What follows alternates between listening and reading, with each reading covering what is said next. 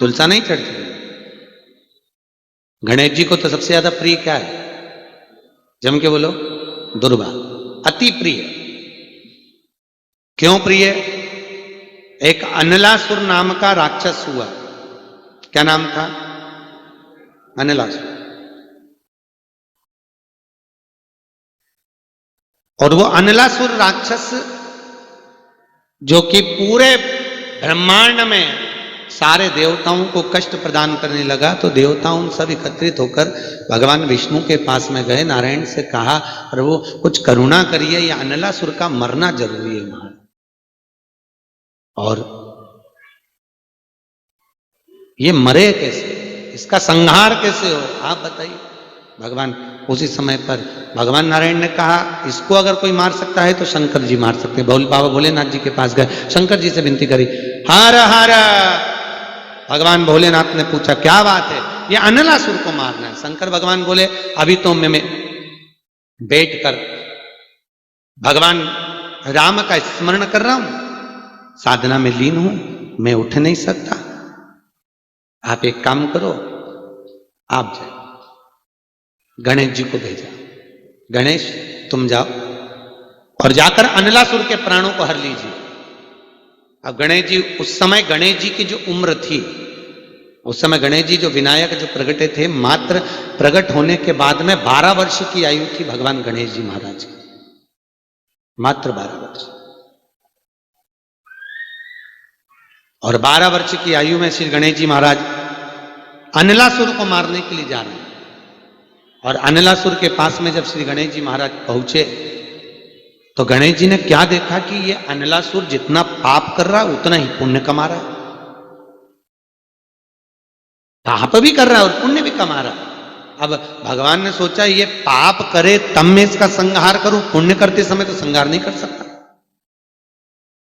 अब उसके पाप का इंतजार भगवान कर रहे हैं, और गणेश जी महाराज ने उसके पाप का इंतजार करा। जैसे ही वो पाप करने के लिए निश्चित हुआ, भगवान गणेश ने कहा, इसका पुण्य इतना प्रखर है कि इसको मार नहीं सकता, एक काम करता हूं, इसको निगल जाता हूं। और गणेश जी महाराज उस अनलासुर को मारने के लिए उठाकर अनलासुर को अपने मुखाग्रविंद से भीतर निगल गए महाराज। भगवान निगल।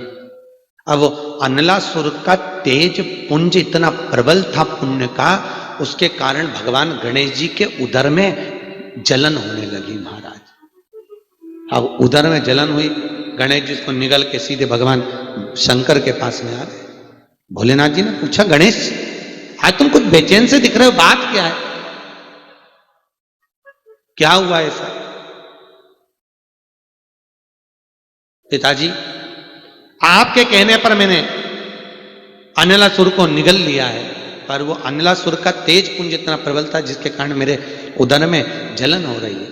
भगवान गणेश जी महाराज ने जैसे ही कहा, शंकर भगवान ने कुबेर जी को बुलाया, बुलाकर दुर्वा मंगवाई और दुर्वा मंगवाकर गणेश जी को खिलाई। खिलाने से उनके उदर की तृप्ति हुई। अनलासुर को उसका पुण्य प्रखर था, वो प्रखरता के कारण अनलासुर का फिर दुर्वा का भाग प्राप्त करने पर मोक्ष की अनुभूति हुई। तब से गणेश जी को दुर्वा प्रिय है। और एक बात याद रखिए, दुनिया में ऐसा कौन सा रोग है जिसका इलाज गणेश पुराण में, शिव महापुराण में दुर्वा से नहीं लिखा?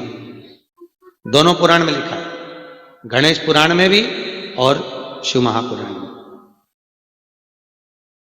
लोगों को पथरी की बीमारी हो जाती है, और पथरी की अगर बीमारी हो जाए, तकलीफ भोग रहे हैं व्यक्ति, डॉक्टर को दिखा रहे हैं, ऑपरेशन कराने जा रहे हैं, लेजर ऑपरेशन कराना है या सादा ऑपरेशन कराना है, उनसे निवेदन है ऑपरेशन कराने से पहले एक प्रयोग शिव महापुराण का करिए। कुएं के पास में जो दुर्वा उत्पन्न होती है, उसमें से 21 दुर्वा को तोड़कर ले आइए। बालचंद्र गणेश का नाम लीजिए। कौन से गणेश? बालचंद्र गणेश का नाम लेकर उस दुर्वा को पीस कर उसमें मिश्री मिलाकर उसको नन्हे पेट, खाली पेट उसको खाना चालू कर दीजिए। 8 से 15 दिन खाइए, उसके बाद में फिर पथरी की जांच कराइए। पथरी गलकर निकल गई होगी महाराज, पथरी गलकर निकल गई। पथरी का, चाहे कितना बड़ा स्टोन हो, उदर के अंतर्गत। कई लोग कहते हैं किडनी के पास में, कई लोग कह रहे हैं इसके पास में, कोई डरने वाली बात। विश्वनाथ का बालचंद्र गणेश का स्मरण करिए और बालचंद्र गणेश का स्मरण कर कर उसको भाग ग्रहण करिए। महाराज किसी नदी के तट पर, कहीं पास में नदी के तट पर वैसे तो लगती है घास, दुर्वा तो बहुत कम दिखती है, पर किसी नदी के तट पर अगर दुर्वा मिल जाए तो उस दुर्वा को ले आइए।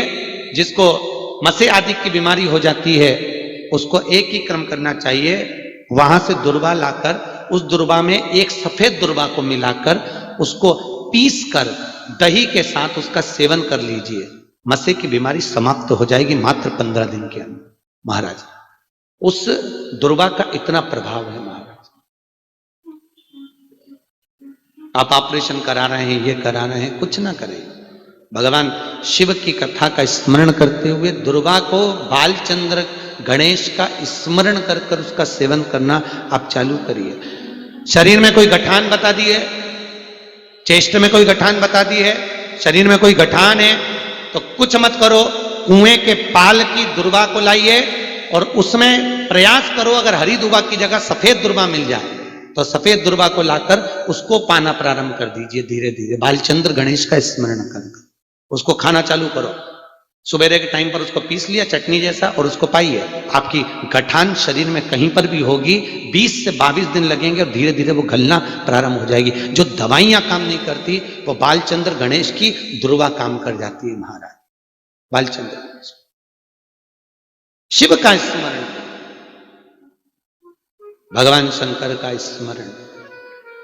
सबसे ज्यादा लाभदायक कौन सी दुर्वा होती है तो शास्त्र कहता है गणेश चतुर्थी के दिन, जो भी चतुर्थियां पड़ती हैं, बीच में चतुर्थियां आती हैं, तो महीने में जो चतुर्थी आवे बालचंद्र गणेश का स्मरण कर कर दुर्वा का गांठ बनाकर 21 दुर्वा को लपेट कर चंद्र के ऊपर बालचंद्र गणेश का स्मरण कर कर उसको घुमा लिया जाता है।